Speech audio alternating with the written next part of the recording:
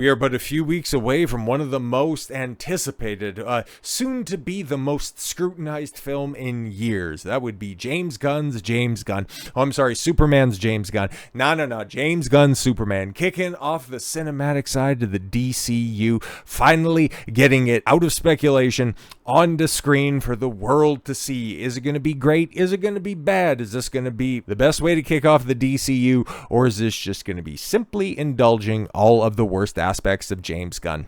We'll be able to see very shortly. But yes, as you've been aware, when it comes to the marketing of this movie, it has been interesting, to say the least. That's the nicest way I can put it.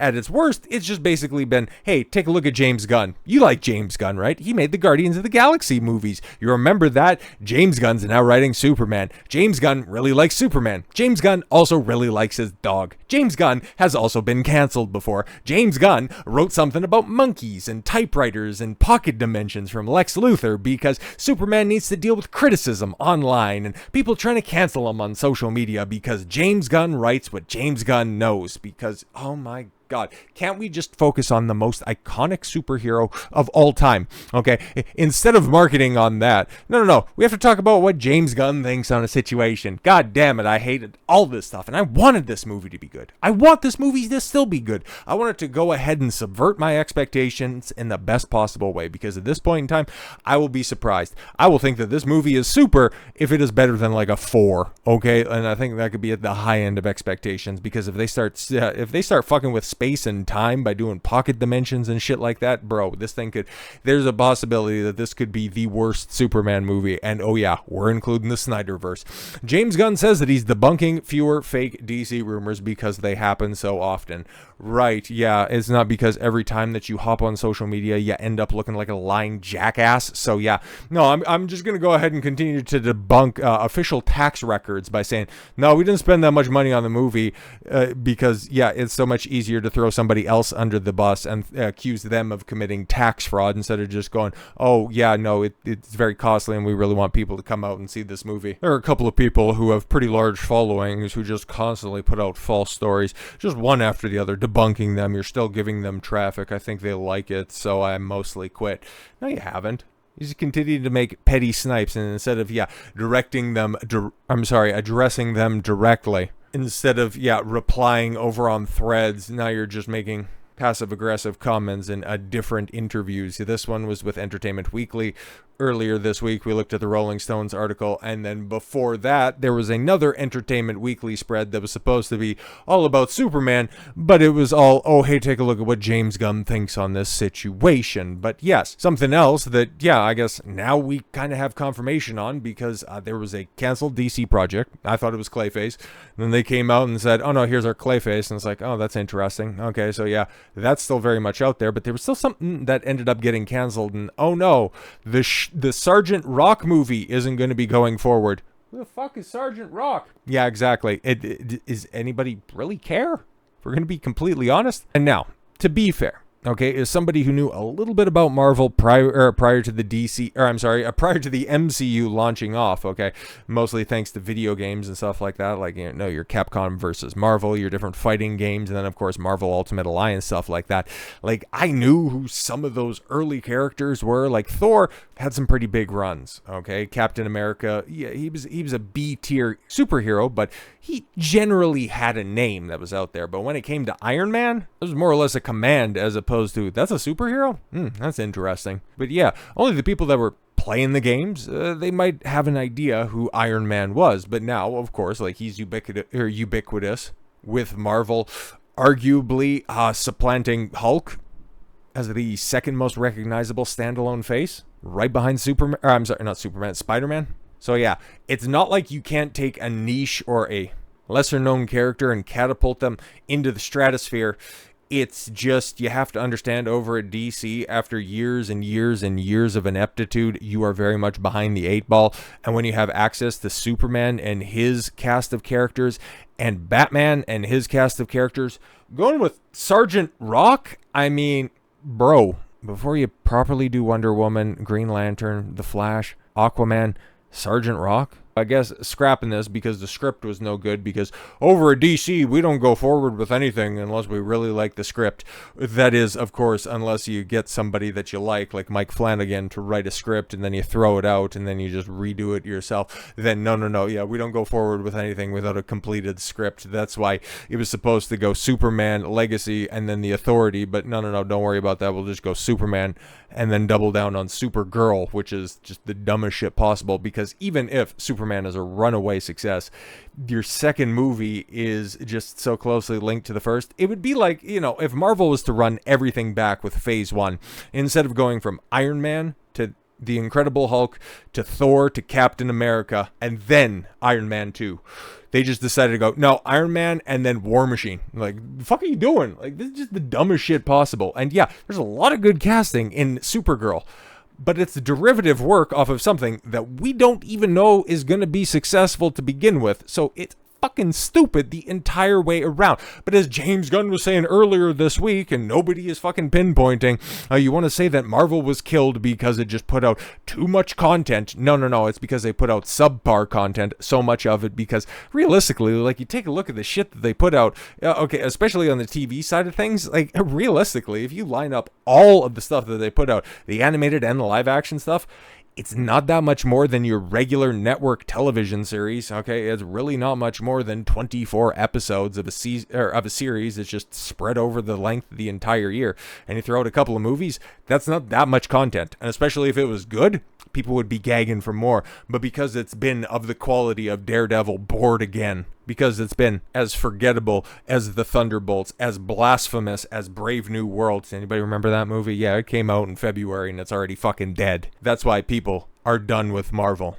And that's why you're going to have to work extra hard to win them back with recognizable faces and doing it well. Which is why I think it's interesting. No, not that they're doing a premiere for Superman over in the Philippines. Like, that's totally fine. You want to go abroad to do that stuff. I don't necessarily know the link between Superman and the Philippines. But if you also want to promote the Silver Surfer's Gooch at the same time, I find that to be just a little bit perplexing. But yeah, okay. No, there's nothing wrong with James Gunn up front with Clark Lois, and is that Peter Safran? I'm not entirely sure, but yeah, okay, cool. Again, you want to put studios and behind the camera personnel up front with the guy who's supposed to be the face of your new franchise.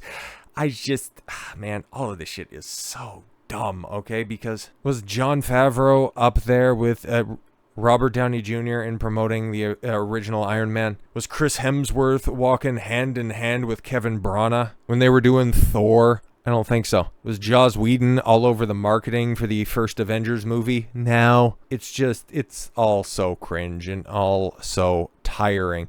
But hey, this picture's way better, okay? This whole, thanks for, the incredible start to the Superman World Tour. I'm not actually mad at that at all whatsoever. Nor was I really mad at most of the Entertainment Weekly stuff, okay? Showing the chemistry, which I think there is some, okay? Like, a lot of people are picking apart those trailers in the different spots from Superman, saying, oh, Corenswet and Rachel Brosnahan, they have no chemistry on screen. I think they're fine. And I think some of the shit that they're highlighting, especially that fucking interview scene, is ultra cringe, but maybe they work better throughout the movie, okay? I don't see anything that immediately tells me that it's gonna be like Amy Adams and Henry Cavill. Or what was it? Wasn't Kate Bosworth Lois Lane in Superman Returns? Brendan Routh was just, simply a stalker and just perving through the window. Like, bro, that was just a terrible choice, but this could be good. From what I'm seeing, it's fine, okay? So yeah, being complimentary to your premieres and shit, I'm fine with that.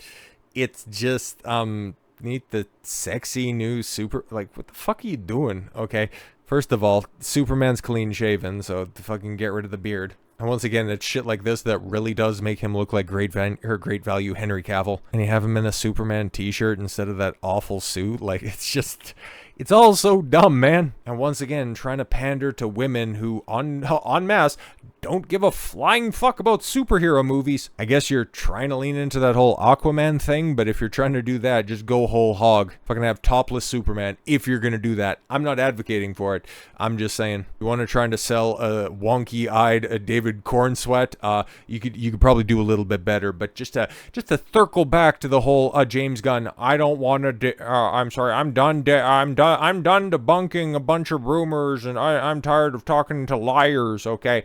how do you square the circle when you come back on this one by saying James Gunn says the viral Flumpy eye video, okay, which, yeah, we talked about in general quite a lot. I can go ahead and put this on loop. It's just simply 3 seconds where it's like the fucking right eye and the left eye. I don't know, man. He puts out that heat vision, okay, his target in front of him's gonna get hit, but then that school off there in the distance, he better fucking duck and cover because holy shit. He says that the viral funky shot of Corenswet Superman flying isn't in the movie. Okay, and that's totally fine. Okay, this could be a promotional gimmick. That's fine. I don't care about that.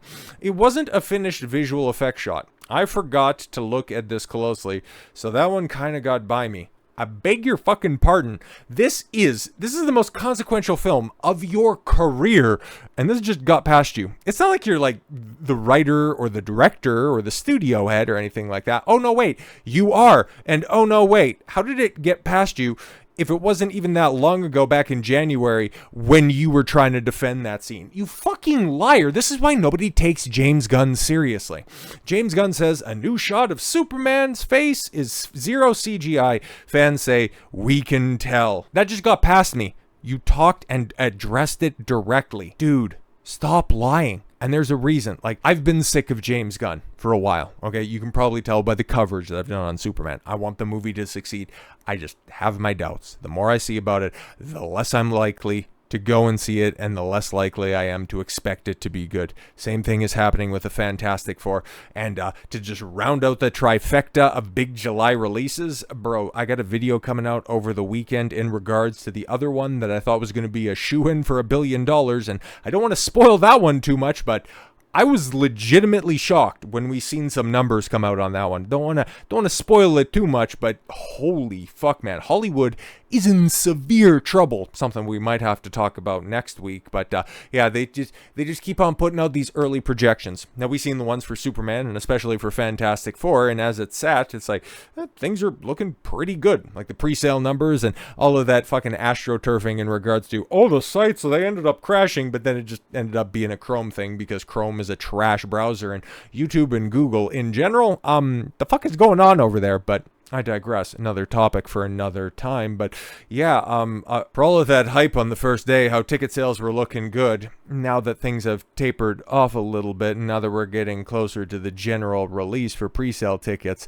we're coming back down to earth. And ladies and gentlemen, brace for impact. The only people that are going to be excited about this are the fucking Snyder cultoids that are out there, because they're going to be going into overdrive, because now we got some updated tracking, and yeah, it's not good. This is a big fall off. This is a huge fall off if we're going to keep it a buck. So Superman hits tracking with $90 to $125 million U.S. opening. Okay, like that's really not good. Okay, now you could take a look at that and realize that, oh yeah, shit, that would end up putting it, if it hits the high end of projections, it's the biggest debut of the year.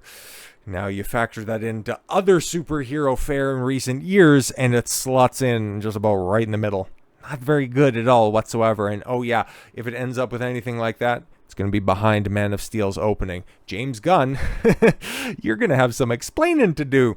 Superman, the first movie under the new DC studios headed by James Gunn and Peter Safran, arrived on tracking at 125 to 145 million outlook on NRG. Yeah, we talked about that before, and that was like, holy shit, that's actually going to be pretty good. Okay, that's definitely going to put it as best of the year. Okay, puts it above so far the high water mark of Minecraft, which makes me want to die inside. And I think is Lilo and Stitch the best of the year, or it's between those two. Realistically, it's like we're talking about 2 2s anyway, so even if you got the people that are just hyped and go on preview night and you end up having good word of mouth in the lead up when the reviews end up dropping and the numbers really uptick over, Saturday and Sunday, this could end up doing gangbusters and walk up. But various distribution sources believe the real range for the domestic opening for the Gunn directed movie is more in the $90 to $125 million vicinity. That's not good. That's taking that bottom end and dropping out $35 million.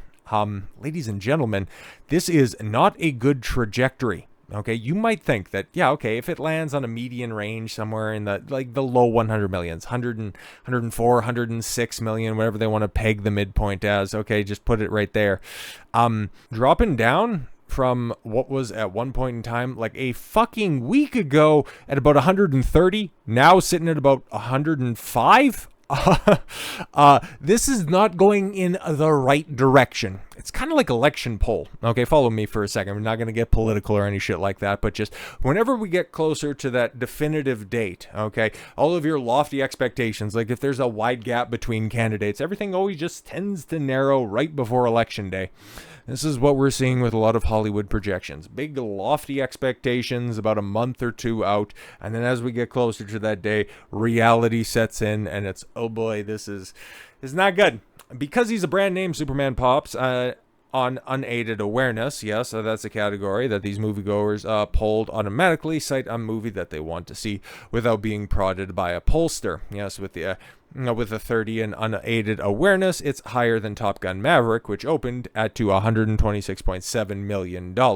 But yes, is this the right comparison? No, because you can take a look at other legacy superhero titles, and yeah, Thor, Love and Thunder, that is of course also coming off of, oh god, what came out right before that? Alright, Multiverse of Madness. Holy shit, man. It's like, yeah, as excited as people were for that for like a week, they immediately started to turn on it, and Thor, Love and Thunder, I think that was the turning point for the MCU, where people were coming out of the theater going, oh fuck, that was bad, and not having to wait the customary 7 to 10 days. So yeah, even that opened at 144 million. The Batman, James isn't going to want to hear this one. 134 million. And Gunn's very own Guardians of the Galaxy Volume 3, which had to pick up after the pieces that were scattered by Ant-Man and the Wasp, Quantumania, 118.4 million. It's tracking behind all of that shit with Superman. Guys, this is not good. Is not good.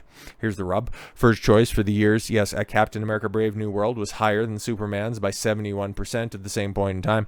The movie opened at 88.8 million. Yeah, and that's as it sits right now, the high water mark for superhero movies, and that might end up being and keeping that level, which, holy shit, man, if that ends up being the case, duck and cover on multiple fronts, because if those rumors end up being true, which James just doesn't want to debunk because he doesn't want to engage with the internet fodder that is out there. He doesn't want to deal with the plebs on social media anymore. If we end up getting monkeys on social media, if we end up getting Jimmy Olsen saving Superman because he's sexting with Lex Luthor's girlfriend, if we get wonky CGI kaijus and a 10-minute long insufferable dialogue interview scene, word of mouth is going to be trash, and a tepid opening weekend leading to a horrific second weekend drop-off kind of lets you know that Sergeant Rock isn't going to be the only thing trashed in the DCU. Could be James Gunn himself. So with all that said,